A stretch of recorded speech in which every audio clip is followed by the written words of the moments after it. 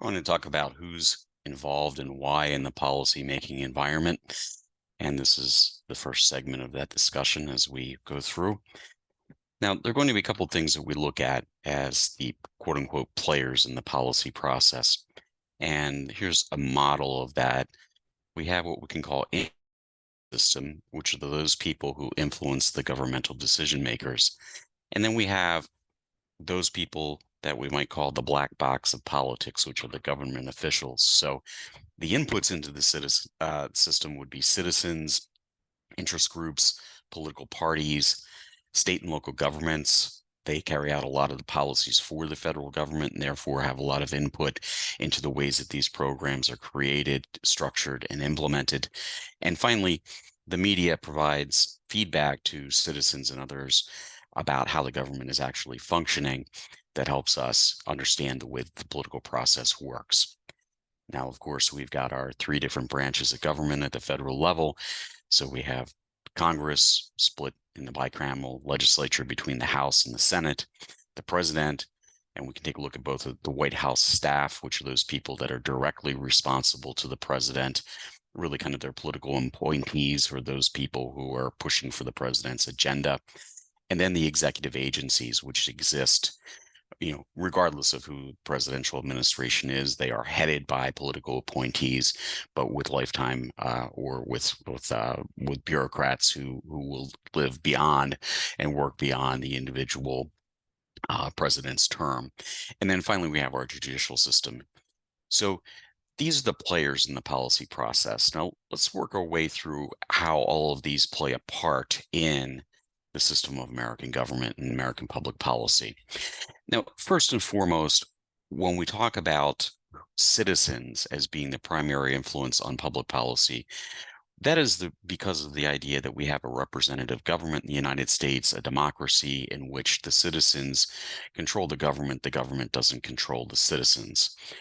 So one of the questions that the founders had was how much control should we actually have over the system, and how much should we let up to those representatives that we elect to make the decisions on our behalf? So there are two primary forms of government or democracy that we might have that the founders were kind of faced with choosing. One was direct democracy, and the other is representative democracy. So with direct democracy, what we have is that decisions on specific government policies and actions are made by citizens through an individual vote on each one of these issues. So if we wanted to determine how we might be dealing with, say, immigration in the United States, that would be a question that would be put to the people. We would go in and we'd vote on propositions of dealing with immigration, and whatever side got the majority would be the ones that would then, have the policy in place in the United States. So it would be a majoritarian system in which individual citizens would vote on which policies that they liked. Now, the founders did not choose this as our system for the federal government. However, a number of states do use direct democracy. I think 49 out of the 50 states have some form of direct democracy. And the most common forms are the initiative, referendum, and town hall. I think we can describe the initiative as being something that comes from the people, asking the government to do something or to rescind a policy that they've had. A referendum is a vote that is asked for by the legislature on something that they've approved and would like to see whether or not the people would like that. And then finally, in some, small, primarily New England towns, they have what's called a town hall, which is an annual meeting in which everyone gathers. It sets the agenda for their locality for that given year, and then the elected officials carry that out. So, very citizen first, assumes a lot of knowledge on behalf of individuals, and people make the decisions. With the representative democracy, the idea, on the other hand, we would elect representatives to study the issues on our behalf, make decisions on our behalf. So in many respects, this is one of those things where I feel as though I don't have the time to be able to study all these issues in the depth that they should need to be studied. We elect a representative to do that on our behalf.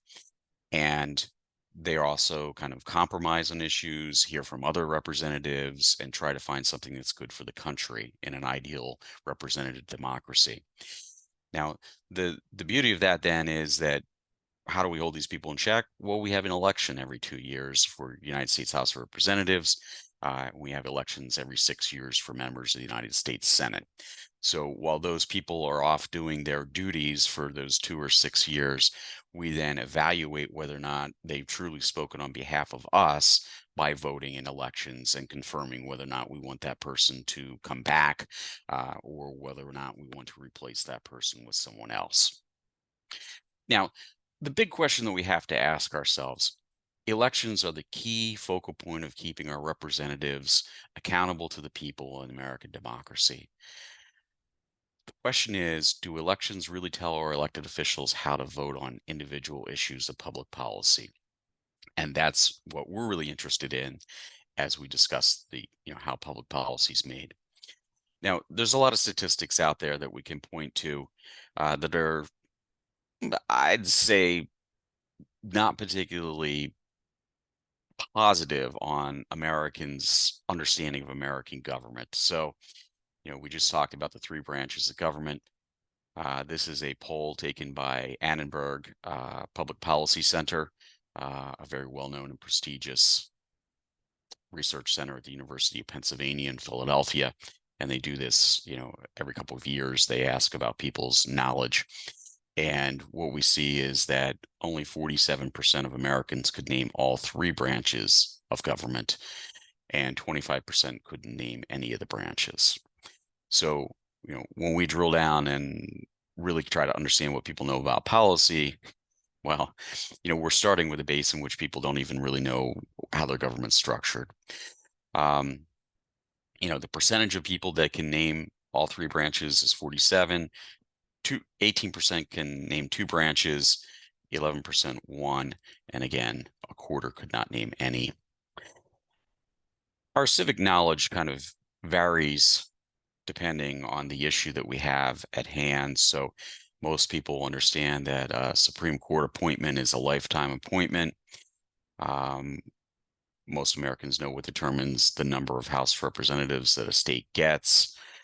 About 2/3 can tell you who is actually the party in control of the House of Representatives or in control of the Senate.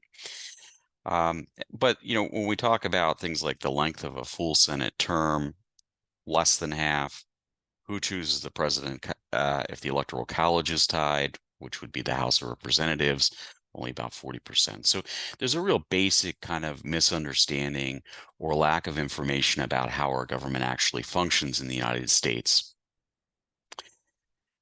Then we get down to the point of, if you're going to elect someone and then judge them on the basis of their activities, we probably should know who that person is. And this is a poll by a research firm that basically says, without looking it up, do you know the name of your representative? And about 37% of Americans can tell you who the name of their district's elected representative is. So from the vantage point of holding them accountable in democracy, if most Americans don't know who they are, that might present some sort of a problem. So do elections, give us a policy direction then?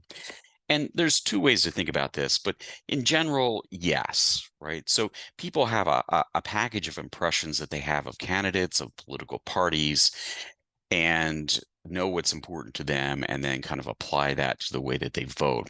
But we're really concerned about specifically understanding whether or not, these elections sends a signal to members of Congress. Only 30% can name both of their senators. 29 can, we just saw the number of people that said that they couldn't, name their House member. About a third of people don't recognize their House incumbent's name if they're actually shown that person.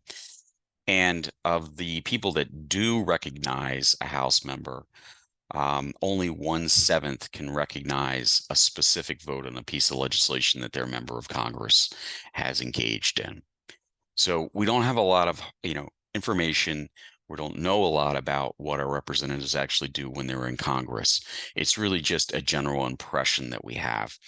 So that kind of gives a difficult problem of how much policy direction do our elections actually give.